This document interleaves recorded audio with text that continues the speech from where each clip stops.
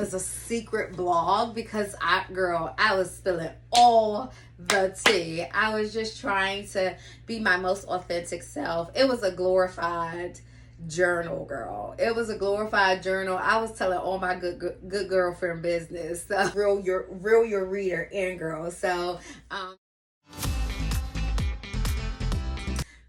I'm having coffee. It's probably nearly noon. But I wanted to come on here to all things blog.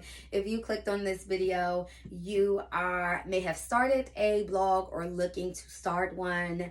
And I'm going to show you how to just jump right in there and write a blog post, you guys. I know it seems simple, but I wanted to share. I love blogging. There's a part of me that initially in my journey, I'm a journaler. Say that 6 times. I am one that will just journal a bit. I do planners. I have to write lists.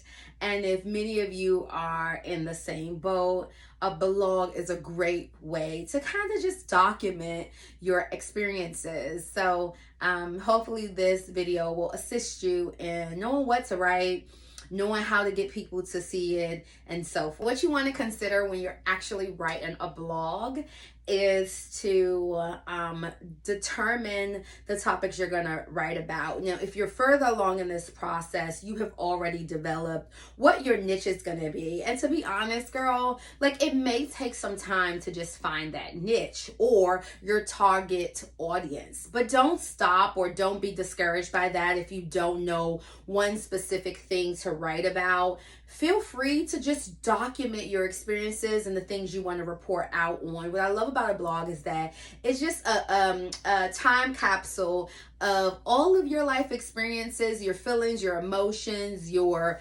adventures. It could just really be a way to archive those things. So don't feel like, okay, I don't have a niche or a target audience, which all the research will tell you need. I always just say, get started. Just get started. No one cares. You will develop your clique. Like, your gang will find you. So just get out there and start writing about those experiences. The biggest thing about writing a blog post is that you want to be answering a question of some sort. I find my most successful blog posts are things that are given suggestions, ideas, answers to a problem, because that's what people are on the World Wide Web to come and find, girl. They are on the World Wide Web to come find an answer to something. Think about yourself. I do it all the time. I say, I want to learn how to make French toast. I go Google it, and then whatever comes up is the first thing that I'll read or the first thing that I'll look at. So when you're writing a blog post, you certainly want to look at what question are you answering for someone, or how does this benefit someone if they're viewing it. Some of the things you write is just going to be by hobby, what you enjoy and what you love, and that's okay too. But to maximize your views and find your audience, you do want to start to answer questions that someone's researching.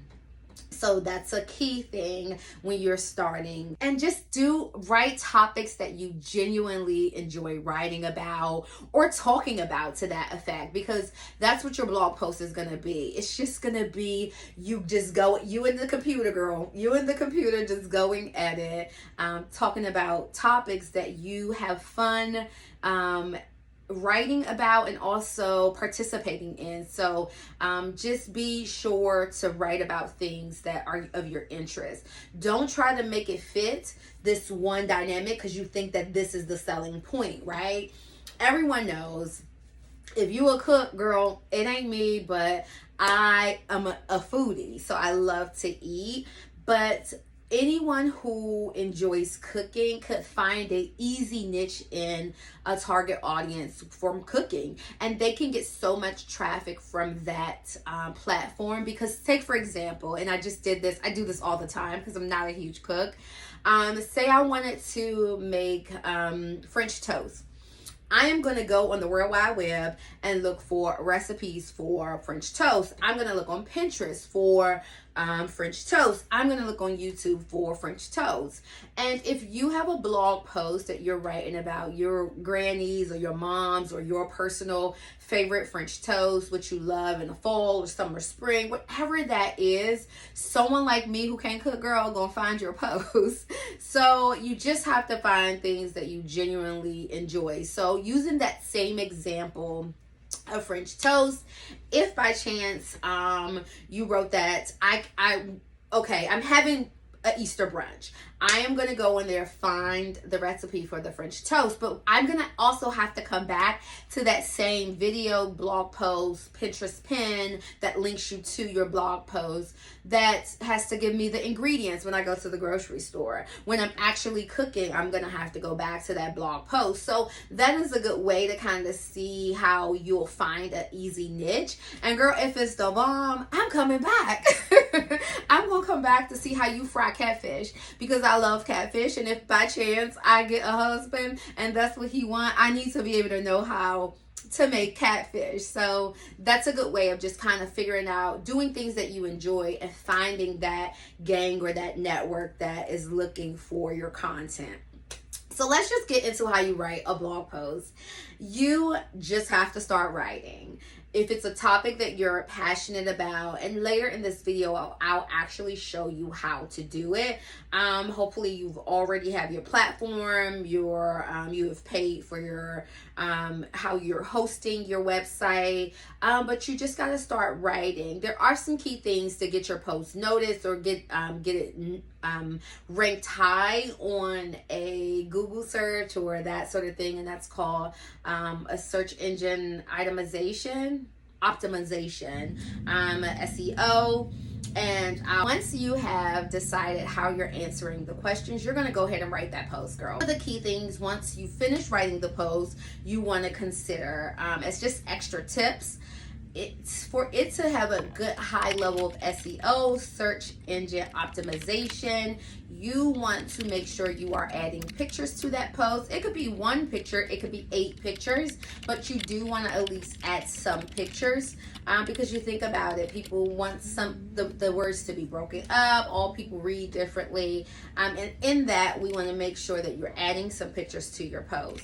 You also want to at least add 2 to 3 headers, and this is based on how long your post is. If you have a fair word count on a post, you want to at least have 2 or 3 headers that also mention your keyword, right? So I say keyword because you'll be asked based on your blogging platform, they'll advise that you have a keyword that's based on the understanding or what this post is about, right?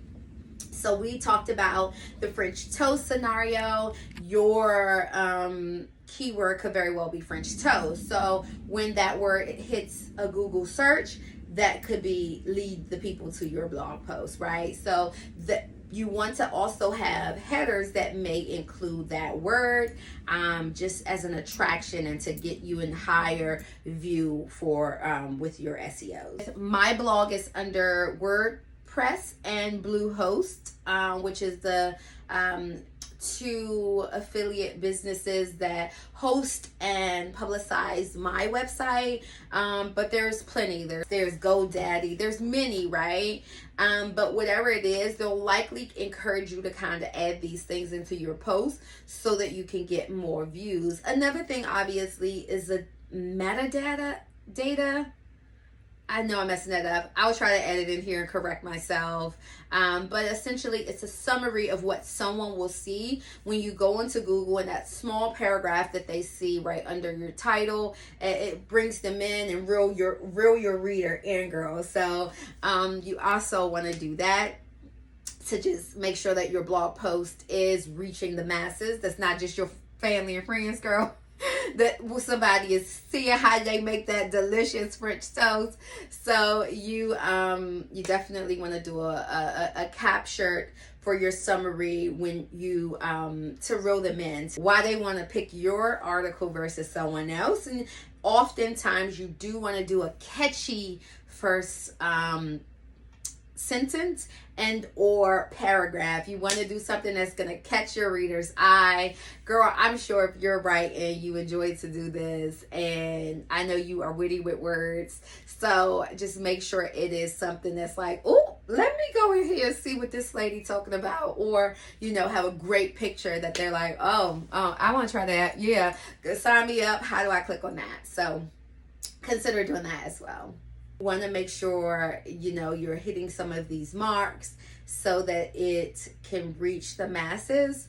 A key thing to do, again, starting off, it was a secret blog because I was spilling all the tea. I was just trying to be my most authentic self. It was a glorified journal, girl. It was a glorified journal. I was telling all my good girlfriend business. So if you're not comfortable with that, you can certainly start off how I did, where you let natural people to that what you're answering the question find you, or you can certainly share it amongst your family and friends. What I would say is what's noted is that when you have a lot of traffic at one time, the universe, right, will the World Wide Web universe will say, oh, this must be interesting, and it may start to push your information out to more people. So if you have a large group of family and friends, your social platforms, you tell them about your blog, and then they start to view it, it does start to push it higher up on the for search engine optimizations. So consider sharing it with others. I don't know. I know we're all get in our box and be like, oh, I don't want to be that clear. I still don't necessarily show a lot of my content to my coworkers because I'm not very close with them. And some of it can be, by my choosing, and I've been in it for 10 years, but I have certain people that I'm more close with and more comfortable around. But if they find it, whatever, right? I would just say that, you have to be mindful of the content you're putting out, because people can also find it. And girl, my blog, oh, it gets salacious. It gets, like I said, it was a glorified journal, honey. And that was a part of me that, and I still do that. I still write about my authentic experiences. And I don't hold back. I don't get to blog as much now, really having my business take off a bit. And then also doing platforms like YouTube, but I do enjoy writing. So I really try to carve out some time to actually do a post. I went from doing a post every week. I used to do a post every week or every Sunday to now I'm doing it around once or twice a month. Because of all the other things that my time is consumed with. But I really, really enjoy it. Hopefully you've gotten some tips from this video, girl. If blogging is something you want me to talk more about, I can certainly help you from the creation of it. That's another part of it. Like, I love building my website. I built my website myself. I still create both my business and my blog. I built it myself. And girl, I ain't in IT. I read information. I research. I go to YouTube University. I go and do the same thing you're doing right now. So don't feel like it could be too much, because all the information you need to know is out there. I thoroughly enjoy just feeling a great sense of accomplishment after I've created. I'll say, okay, I want my page to do this, or I want this to be, and then figuring it out on my own and then adding it there. Girl, people are paying $4,000 to have their websites ran. And listen, I'm sure mine is not the best of the best, girl, but I'm very proud of where it is. If you have not checked it out already, I strongly encourage you to just kind of go and peruse it, see what you might like.